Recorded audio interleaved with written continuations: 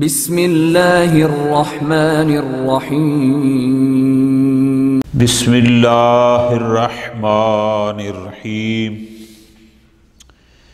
احکام الجہاد الجہاد کما یجب بالنفس کفایتاً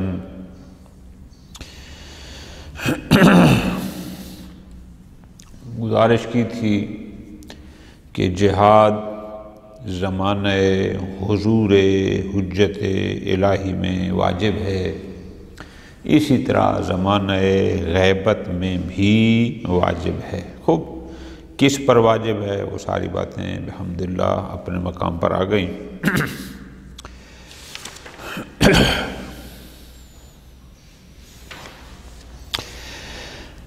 اب فرماتے ہیں کہ جیسے یہ جہاد بالنفس یعنی خود جا کے لڑنا واجب ہے، جہاد جانی بدنی، اسی طرح جہاد مالی بھی واجب ہے۔ کیا مطلب؟ بڑا آسان۔ اگر جہاد کے لیے آپ کی ذات کی ضرورت ہو تو اپنی ذات کو پیش کرنا واجب ہے، اور اگر جہاد کے لیے آپ کے مال کی ضرورت ہو تو مال کو پیش کرنا واجب ہے۔ اب ممکن ہے کسی بندے کے لیے دونوں چیزوں پر قدرت ہو، یعنی جانی طور پر خود بھی حاضر ہو سکتا ہو جہاد کے لیے اور مال بھی۔ اگر دونوں پر قدرت رکھتا ہے تو پھر اس کو دونوں لحاظ سے واجب ہوگا، اور اگر فقط جان دے سکتا ہے مال نہیں ہے تو پھر جانی لحاظ سے واجب ہوگا۔ اگر مال دے سکتا ہے لیکن خود ذاتی طور پہ جہاد نہیں کر سکتا، کوئی مسئلہ نہیں، پھر اس پر مالی طور پر واجب ہوگا۔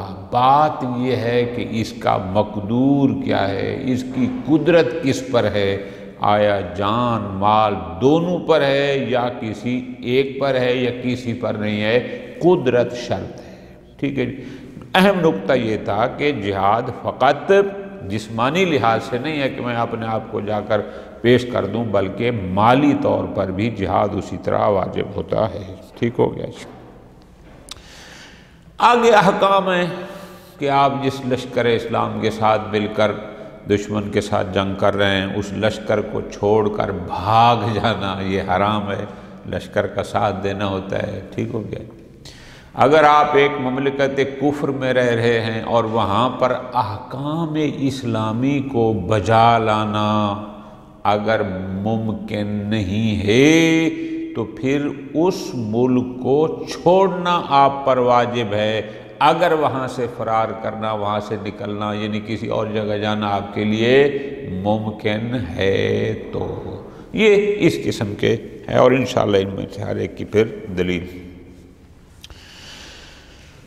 احکام الجہاد الجہاد کما یجب بالنفس کفایتاً، کہ جہاد جیسا کہ جانی لحاظ سے جسمانی طور پر جہاد بالنفس واجب کفائی ہے، یعنی اپنے آپ کو جہاد کے لیے پیش کرنا جیسے یہ واجب ہے، فَكَذَلِكَ بِالْمَالِ، اسی طرح جہاد بالمال بھی واجب ہے، یعنی اگر مال کی ضرورت ہے جہاد کے لیے تو یہ بھی واجب ہے۔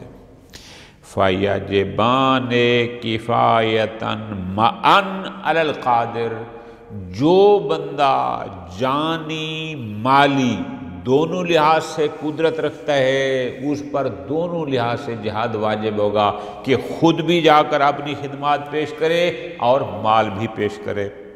وَمَا تَمَكُّنِ مِنْ أَحَدِهِمَا، لیکن اگر اس کی پاس قدرت فقط ایک ہے، مال تو اس بیچارے کے پاس نہیں ہے، جانی طور پر حاضر ہوتا ہے تو پھر جان حاضر کرے، یا اگر مال دے سکتا ہے خود جانی طور پر نہیں جا سکتا، بیمار ہے، ضعیف ہے، کمزور ہے، پھر مال جس پر قدرت ہوگی وہی واجب ہوگا، کان هو الواجب۔ ٹھیک۔ الفرار من الزحف، لشکر سے فرار کرنا، لشکر اسلام کے ساتھ اب تھے، جنگ چل رہی تھی، لشکر کو چھوڑ کے فرار کر کے بھاگ جانا، فرماتے ہیں محرم، یہ حرام ہے۔ ہاں الا لتحرف فی القتال او تحید الی الفیاء، مگر یہ کہ آپ اس میں اس لیے بھاگتے ہیں تاکہ آپ، تحرف سے مراد تجنب، یعنی آپ ایک طرف سے کہ ابھی میں لشکر کے دشمنوں کے مرکز میں آ گیا ہوں، دونوں طرف سے میرے لشکر نے گھیر لیا ہے دشمن نے، تو آپ وہاں سے اس لیے بھاگیں تاکہ میں پھر کسی ایک طرف سے آ کر ان پر حملہ آور ہو جاؤں۔ خیر یہ جنگی حکمت عملی ہے، کوئی حل نہیں۔ او تحیز الی فیاء، آپ اکیلے رہ گئے، باقی ساتھی لشکر والے ادھر لڑ رہے ہیں، اب وہاں سے بھاگتے ہیں تاکہ آپ اس لشکر کے ساتھ مل جائیں اور ان کے ساتھ مل کر پھر کام کریں، کوئی حد نہیں ہے، جائز ہے۔ یوں یہ سارے جنگی حربے ہیں، جائز ہیں، ٹھیک ہو گیا۔ فرماتے ہیں الہجرۃ عن بلد الکفر واجبہ، بلاد کفر جو ریاستیں اسلامی ریاستیں نہیں ہیں، کفار کی حکومت ریاستیں ہیں، وہاں سے ہجرت کرنا واجب ہے۔ کس بندے کے لیے؟ لمن یضعف عن اقامت واجبات الاسلام، جو شخص واجبات اسلامی جیسے نماز پڑھنی ہے، روزہ رکھنا ہے، حج کرنا ہے، یعنی احکام اسلامی پر عمل کرنے سے جو ضعیف ہے، کہ جو وہاں پر انجام نہیں دے سکتا، اس پر واجب ہے کہ وہاں سے ہجرت کر کے کہیں اور جائے۔ ہاں الا لمن لا یتمکن، مگر یہ کہ وہ بیچارہ ہجرت پر قادر ہی نہ ہو، اس کے پر وسائل ہی نہیں ہے کہ وہ اس ملک سے چھوڑ کر کسی اور چلا جائے۔ وَهُوَ الْمُسْتَضْعَفُ مِنَ الرِّجَالِ وَالنِّسَاءِ وَالْوِلْدَانِ، یعنی وہ چاہے مردوں، عورتوں، بچوں، اس سے فرق نہیں پڑتا، اگر وہ قادر نہیں ہے ہجرت کرنے پر کہ اس ملک کو چھوڑ کر کہیں اور جائے، پھر اور بات ہے، پھر مجبوری ہے، ٹھیک ہو گیا۔ خود جہاد سے متعلق ایک اور حکم ہے، وہ حکم یہ ہے کہ تستحب المرابطہ لحفظ الثغور، ثغور کہتے ہیں سرحدوں کو، سرحدوں کی حفاظت کے لیے مرابطہ، ان کی نگہبانی کرنا، ان پر چوکس رہنا، سرحدوں پر ڈیوٹی دینا، دشمن کی حرکات سکنات پر نظر رکھنا، یہ مستحب ہے۔ مرابط کہتے ہیں کہ جو اس دشمن پر نظر رکھے، یا ویسے نظر رکھے، نگہبانی کرے، چوکس رہے، مطلع رہے۔ الا اذا كانت البلاد الاسلامیہ فی معرض الخطر، یہ تو عام حالات میں مستحب ہے نا، لیکن اگر مملکت اسلامی معرض خطر میں ہے، ہمیں پتہ ہے کہ ہمارے ملک پر دشمن کے حملے کا شدید خطرہ ہے، اس وقت سرحدوں کی حفاظت کرنا اور سرحدوں پر دشمن کے حرکات پر نظر رکھنا پھر مستحب نہیں بلکہ اس وقت پھر واجب ہو جاتا ہے۔ یہ عام حالات میں ہے کہ مستحب ہے، ٹھیک ہے جی، وطن کی حفاظت ہم ہے۔ والمستند فی ذلک، اب دلیلیں آ گئیں، فرماتے ہیں اما وجوب الجہاد بالمال، ہم نے جو گزارش کی ہے کہ جہاد بالمال واجب ہے۔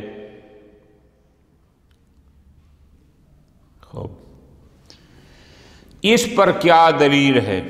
فرماتے ہیں دلیل ہمارے پاس یہ ہے، قرآن مجید سورہ توبہ آیت نمبر 41، قرآن مجید میں حکم واضح، انفروا خفافا وثقالا وجاہدوا باموالکم وانفسکم فی سبیل اللہ ذالکم خیر لکم ان کنتم تعلمون۔ الفاظ پہ غور، جاہدوا باموالکم وانفسکم، اس سے زیادہ سرحد قرآن مجید اور کیا کرے؟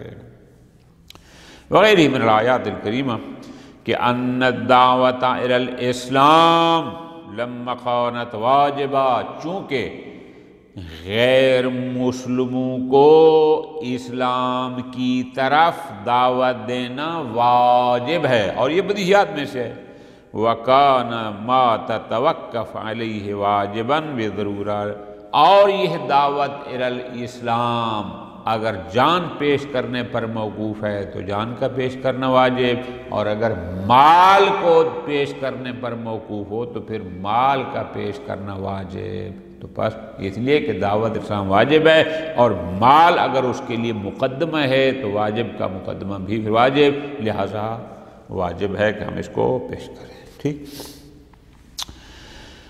اما کون ذالک بنحو الکفایۃ ایضا، اگلی بات کہ جیسے جسمانی اور جانی لحاظ سے ہم نے کہا تھا کہ جہاد واجب کفائی ہے، مالی لحاظ سے بھی یہ جہاد واجب کفائی ہے۔ دلیل فرماتے لطاعت الغرض، کیونکہ مقصد تھا دعوت الاسلام دینا۔ ہم نے وہاں بھی یہی کہا تھا، اگر مسلمانوں کا ایک لشکر جاتا ہے اور ان کو دعوت الاسلام دیتا ہے، وہ ان کو مسلمان کرنے یا جزیہ لینے میں کامیاب ہوتا ہے، غرض حاصل ہو گئی، تو سب پر جانا واجب نہیں ہے، لیکن اگر ان سے بات نہیں بنتی پھر سب پر واجب ہے۔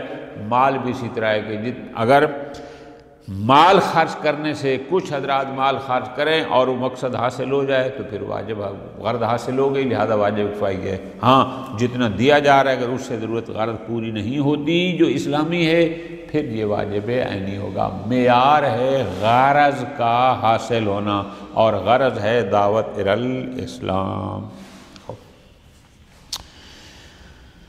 اما وجوب احدہما عند القدرۃ علیہ دون الآخر، ہم نے پیچھے یہ کہا ہے کہ اگر ایک شخص جانی جہاد پر قادر ہے، مالی پر نہیں ہے، یا مالی پر قادر ہے جانی پر نہیں ہے، جس پر قادر ہے وہی اس پر واجب ہوگا۔ فرماتے ہیں لکونہ مقتضی استقلالیت وجوب کل واحد، اس لیے کہ جانی طور پر حاضر ہونا یہ ایک مستقلاً واجب ہے، مال کو پیش کرنا جہاد کے لیے یہ ایک مستقلاً واجب ہے، یہ ایک دوسرے سے مربوط نہیں ہے، لہذا جو واجب اس کی قدرت میں ہوگا بس اس کو ادا کرنا اس پر واجب ہوگا۔ آسان۔ اما حرمت الفرار فی الحالتین،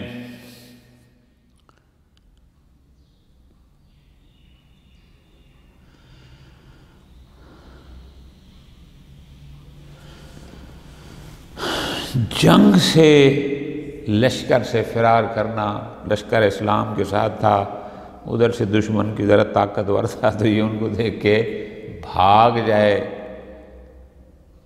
جنگ سے بھاگنا، لشکر کو چھوڑ کے بھاگنا یہ حرام ہے، سوائے فی الحالتین دو صورتوں کے۔ کیا؟ یا آپ اس لیے بھاگے ہیں تاکہ آپ دشمن کے نرغے میں آ گئے، یہاں سے بھاگ کر سائیڈ سے ان پر حملہ آور ہوں، یا اس لیے بھاگے ہیں کہ آپ اکیلے رہ گئے تاکہ آپ پھر باقی دوستوں کے ساتھ مل کر اکٹھے ان پر حملہ آور ہوں آخر رہے۔ یہ ایک جنگی حکمت عملی ہے، یہ تو جائز ہے، اس لحاظ سے اگر آپ بھاگتے ہیں تو کوئی حرج نہیں ہے، لیکن ان کے علاوہ بھاگنا حرام، بزدلی سے ڈر کر حرام۔ کیوں؟ قرآن کی واضح آیت ہے، سورہ انفال، یہ دو آیات مبارکہ 15 اور 16۔ یا ایھا الذین آمنوا اذا لقیتم الذین کفروا زحفا فلا تولوہم الادبار ومن یولہم یومئذ دبرہ الا متحرفا لقتال، یہ ایک ہو گیا، او متحیزا الی فئہ، یہ دوسری صورت ہو گئی۔ ان کے علاوہ اگر کوئی پشت دکھا کے بھاگتا ہے فقد باء بغضب من اللہ ومأواہ جہنم وبئس المصیر، اس سے زیادہ وجوب کی اور کیا دلیل ہو کہ وہاں رہنا واجب ہے اور بھاگنا حرام ہے، اس لیے کہ بھاگنے والے کے لیے جہنم کی اس کو اطلاع دی گئی ہے کہ تیرا ٹھکانہ، اس بندے کا ٹھکانہ جہنم ہے جو لشکر اسلام کو چھوڑ کر بھاگ جائے گا۔ اما وجوب الہجرہ من بلد الکفر فی الحالۃ المتقدمہ، گزارش کی تھی کہ جو لوگ ایسی مملکت میں ہیں کہ جہاں پر وہ واجبات اسلامی کو، احکام شریعت کو انجام نہیں دے سکتے، تو ان پر لازم اور واجب ہے کہ وہ اس ملک کو چھوڑ دیں۔ ٹھیک ہے جی، دلیل ہمارے پاس موجود ہے. کون سی؟ یہ دلیل ہے ان الذین توفاہم الملائکۃ ظالمی انفسہم قالوا فیما کنتم قالوا کنا مستضعفین فی الارض قالوا الم تکن ارض اللہ واسعۃ فتہاجروا فیہا فاولئک مأواہم جہنم وساءت مصیرا. ٹھیک ہے. پھر اس سے اگلی آیت نمبر 97 ہے الا المستضعفین من الرجال والنساء والولدان لا یستطیعون حیلۃ ولا یہتدون سبیلا. قرآن سے بڑھ کر کیا دلیل ہو؟ قرآن واضح کہہ رہا ہے کہ جو بندہ کسی مملکت کفر میں ہے اور وہاں احکام اسلامی کو بجا نہیں لا سکتا، اس پر واجب ہے کہ وہ وہاں سے ہجرت کر جائے. قرآن کہہ رہا ہے الم تکن ارض اللہ واسعہ. کیا مجبوری تھی وہاں رہنے کی؟ ہاں اگر قدرت نہیں ہے، نکل نہیں سکتے، پھر تو ٹھیک ہے. لیکن اگر تمہارے پاس آپشن ہے، دوسرے ملک میں جا بھی سکتے ہیں، وہاں پر اپنے واجبات کو احکام کو انجام دے سکتے ہیں، پھر اس ملک میں رہنے کی کیا ضرورت ہے؟ چھوڑ دو. خوب. احکام جہاد سے مربوط ایک بات اور ہم نے کی تھی، وہ یہ تھی کہ استحباب المرابطہ، کہ مملکت اسلامی کی سرحدوں کی حفاظت کے لیے وہاں نگہبانی کرنا، دشمن کے حرکات پر نظر رکھنا، یہ سب مستحب ہے. فرماتے ہیں فَهُوَ مِنَ الْأُمُورِ الْمُسَلَّمَةِ، اس میں کوئی اختلاف نہیں ہے. اور دلیل ہمارے پاس روایت محمد بن مسلم بھی ہے اور زرارہ نے بھی کی ہے ان ابی جعفر امام محمد باقر اور امام جعفر صادق علیہم السلام. معصوم فرماتے ہیں الرباط ثلاثۃ ایام، رباط 3 دن کا، یعنی سرحدوں کی حفاظت کے لیے وہاں جا کر ڈیوٹی انجام دینا 3 دن. وَأَكْثَرُهُ 40 يَوْمًا، اور زیادہ سے زیادہ 40 دن ہے. فَإِذَا كَانَ ذَلِكَ فَهُوَ جہاد، جب کوئی بندہ یہ کرے گا تو سمجھے کہ وہ جہاد کر رہا ہے. جہاد فقط بندے مارنے کا نام نہیں ہے، دشمنان اسلام پر نظر رکھنا اور ان کی حرکات سے متعلق مملکت اسلامی کو خبریں پہنچانا، یہ بھی جہاد کا حصہ ہے اور یہ بھی جہاد ہے. لیکن اما وجوبہ فی حالت المعرضیت الخطر، لیکن اگر مملکت اسلامی خطرے میں ہو، یعنی یہ ہو کہ کسی بھی وقت دشمن اسلام مملکت اسلامی پر حملہ آور ہو سکتے ہیں، پھر اس صورت میں مرابطہ اور سرحدوں کی حفاظت کرنا اور وہاں پر نظر رکھنا واجب ہے. فرماتے ہیں اس لیے لوجوب الحفاظ علی الاسلام وارد ہے، اس لیے کہ اسلام کی حفاظت کرنا، مرکز اسلام کی حفاظت کرنا، ارض اسلامی کی حفاظت کرنا واجبات میں سے ہے. جب خطرہ ہو تو پھر یہ واجب ہو جائے گا. ٹھیک ہو گیا جی، ختم. جہاد کے بعد اسی کے ساتھ مربوط ایک چھوٹی سی اور بحث آتی ہے، وہ ہے کہ جب لشکر اسلام مختلف علاقوں پر حملہ آور ہوتا ہے تو ظاہر ہے پھر علاقے فتح ہو جاتے ہیں، پھر ان کی زمینیں جو غنیمت میں آتی ہیں، دیگر مال بھی ہوتے ہیں، دیگر اموال کے علاوہ زمینیں بھی آتی ہیں. ایک عنوان ہوتا ہے، اس کو کہتے ہیں انوطن، المفتوحہ انوطن، یعنی لشکر اسلام مملکت کفر پر حملہ آور ہو اور حملہ آور ہو کر اپنی طاقت سے ان کے علاقے، ان کی زمینیں اپنے قبضے میں کر لے تو کہا جاتا ہے کہ یہ زمین مفتوحہ ہے انوطن. اس کو ایک خاص عنوان دیا جاتا ہے انوا کا. جیسے عراق کی زمینیں ہیں، کچھ ایران کے بعد علاقے ہیں کہ جو مملکت اسلامی کے دور میں فتح کیے گئے، تو یہ ان کی بات ہے. ان زمینوں کے بارے میں کچھ احکام ہیں. فرماتے ہیں الارض المفتوحۃ انوطن، وہ زمینیں جو انوطن فتح کی. انوا کا معنی ہوگا یعنی لشکر اسلام نے حملہ کیا اور بزور بازو ان علاقوں کو فتح کیا، تو جو زمینیں آئی ہیں ان کو کہا جاتا ہے. چونکہ زمینیں 2 قسم کی ہوتی ہیں نا، کچھ ہوتی ہیں کہ وہ معاہدے کے طور پر دیتے ہیں، کچھ ہیں کہ وہ جزیے کے طور پر دیتے ہیں، ان کی بات نہیں ہے. یہ ہے کہ جو لشکر اسلام اپنی طاقت سے جا کر ان زمینوں پر قبضہ کرتا ہے اور ان کو فتح کرتا ہے۔ فرماتے ہیں وہ زمینیں دو قسم کی ہوتی ہیں، یا آباد ہوں گی یا بے آباد ہوں گی۔ فَإِنْ كَانَتْ مَحْيَاتًا، اگر وہ آباد زمینیں ہیں جس وقت فتح کیا اعلیٰ الفاظ، یعنی جس وقت لشکر اسلام نے اس علاقے کو فتح کیا وہ زمینیں ساری آباد تھیں، تو یہ زمینیں جو آباد تھیں یہ ساری زمینیں، لفظوں پہ غور، ملکن لجمیع المسلمین، یہ تمام مسلمانوں کی ملکیت ہیں، فقط اس لشکر کی نہیں جس نے وہ علاقہ فتح کیا تھا، بلکہ تمام مسلمانوں کی ملکیت ہیں۔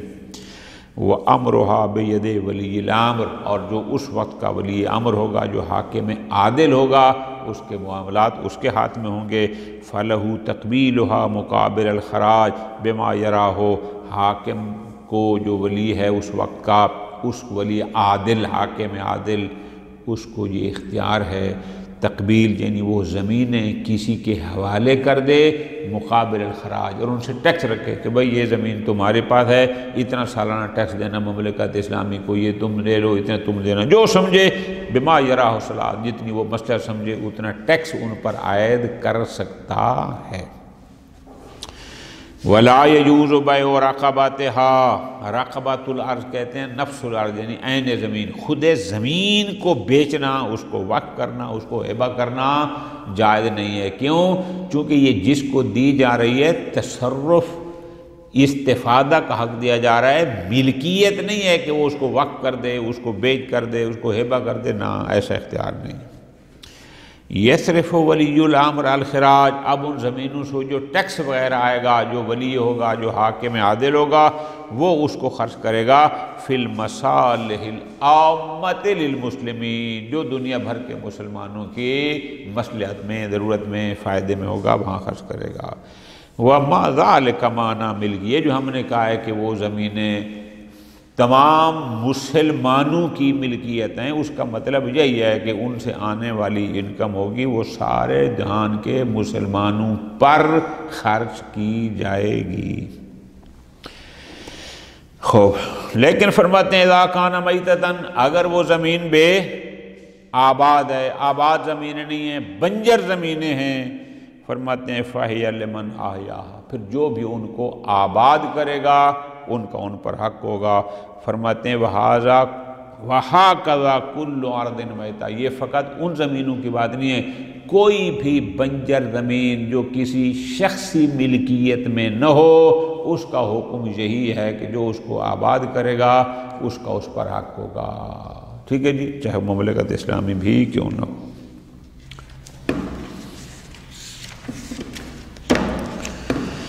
والمستند فی ذلک، کیا دلیلیں ہیں جناب کہ جو زمین مفتوح ہے انواع ہو، اس پر تمام مسلمانوں کا حق ہے، پھر اس کی جو معاملات ہیں زمینوں کے وہ ولی عام عادل، حاکم عادل، اس کے اختیارات میں ہے۔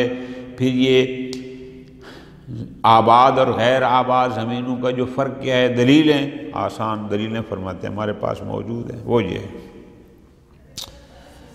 اما ملکیت الارض المفتوح انوطن، یعنی وہ زمینیں جو انوطن، یعنی جو لشکر اسلام بزور بازو فتح کرتا ہے، ہم نے کہا کہ اس کی ملکیت ہے لجمیع المسلمین، چند خاص علاقے کے لوگوں کے نہیں ہے، دنیا بھر کے مسلمانوں کی وہ ملکیت ہے۔ ٹھیک ہے جی، دلیل یہ فتدل علیہا صحیحۃ محمد الحلبی الواردہ فی ارض السواد، ارض سواد کہتے ہیں ارض عراق کو۔ ٹھیک ہے جی، کیوں؟ چونکہ یہ عراق کا علاقہ خلیفہ دوم کے زمانے میں لشکر اسلام نے بزور بازو فتح کیا تھا، لہذا یہ زمینیں مفتوح انوطن ہیں۔ سئل ابو عبداللہ علیہ السلام عن السواد ما منزلتہ، امام جعفر صادق السلام سے عراق کے بارے میں پوچھا گیا کہ یہ جو عراق کی زمینیں اب ان کا کیا کرنا ہے؟ فقال، تو معصوم نے فرمایا هو لجمیع المسلمین لمن هو اليوم، وہ تمام مسلمان جو آج، یعنی آج اس وقت دنیا میں جہاں بھی وہ مسلمان ہے، یہ تمام مسلمانوں کے لیے ہے۔ وَلِمَنْ يَدْخُلُ فِي الْإِسْلَامِ بَعْدَ الْيَوْمِ، آج کے بعد جو مسلمان اسلام میں داخل ہوں گے، جو نئے مسلمان ہوں گے، یہ سب ان کی ملکیت ہے۔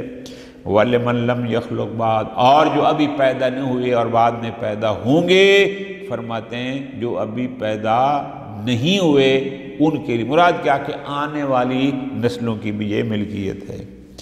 فقل، پھر میں نے عرض کیا، عشراء من الدہاقین، دہاقین جمع ہے دہقان کی، جو وہاں کے زمینوں میں کام کرتے ہیں یا جہاں کے وڈیرے یا جہاں کے جو علاقے کے ہوتے ہیں، آیا ان سے خریدنے کے بارے میں کیا حکم ہے؟ فرمایا لا یصلح، یہ صحیح نہیں ہے، الا ان تشتری منہم، مگر یہ کہ تو ان سے اس انداز میں خرید کہ ان یسیرھا للمسلمین، کہ وہ زمینیں پھر تمام مسلمانوں کی ہو جائیں۔ فَإِذَا شَاءَ وَلِيُّ الْأَمْرِ، اور جب ولی امر یعنی حاکم عادل اس زمانے کا جب چاہے گا، ان یاخذھا، کہ اسے لے لے، آخذھا، وہ لے بھی سکتا ہے، اس کے پاس اختیارات ہیں۔ ٹھیک،